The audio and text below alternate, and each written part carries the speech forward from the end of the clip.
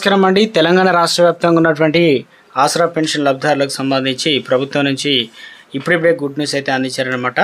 తెలంగాణలో ఎప్పటి నుంచో మనం అందరం కూడా ఎదురు చూస్తున్న 4016 రూపాయలు వృద్ధులు, వితంతువులు, వికలాంగులకు సంబంధించి 6016 రూపాయలు ఎప్పటి నుంచి అందిస్తారు. దీనికి సంబంధించి సీఎం రేవంత్ రెడ్డి అయితే కీలక అప్డేట్ అయితే అందించారు. Good news. చాలా మంది అయితే అడుగుతున్నారనమాట, మాకు పెంచిన పెన్షన్లు అదేవిధంగా కొత్త పెన్షన్ల నుంచి ఎప్పటి నుంచి అందిస్తారు, అసలు ఈ నెలలో పెన్షన్లు ఇస్తారా, ఇక పాత పెన్షన్లు ఏ తేదీ నుంచి మనకు అందిస్తారు, ఎప్పటి వరకు పాత బకాయిలు అంటే ప్రభుత్వం వచ్చి 9 నెలలు అవుతుంది, ఆ పెన్షన్ డబ్బులు కూడా మాకు అందిస్తారా లేదా.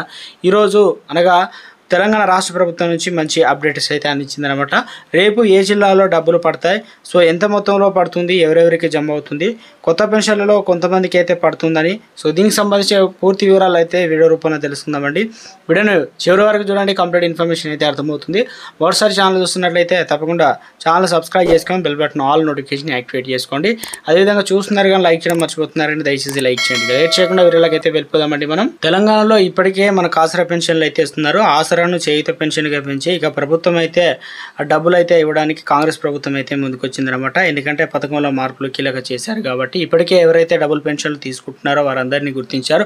సో ముందడుగు అయితే వేశారు, వాళ్ళందరూ కూడా కట్ చేసిన తర్వాత మనకు వారితో పాటు ఇక తొందరలోనే పెన్షన్ లబ్ధిదారులందరి ఖాతాలో కూడా డబ్బులు అయితే పడతాయని చెప్పేసి ప్రభుత్వం కీలక అప్డేట్ అయితే అందించిందనమాట. తెలంగాణలో రేపటి నుంచి అయితే దాదాపు రాష్ట్ర వ్యాప్తంగా 33 జిల్లాలుంటే మొత్తానికి రేపు ఒక 7 నుంచి 8 జిల్లాల్లో ముందుగానే విడుదలైతే చేస్తుందని, దీనికి సంబంధించి ప్రభుత్వం అయితే కీలక అప్డేట్ అయితే అందించిందనమాట.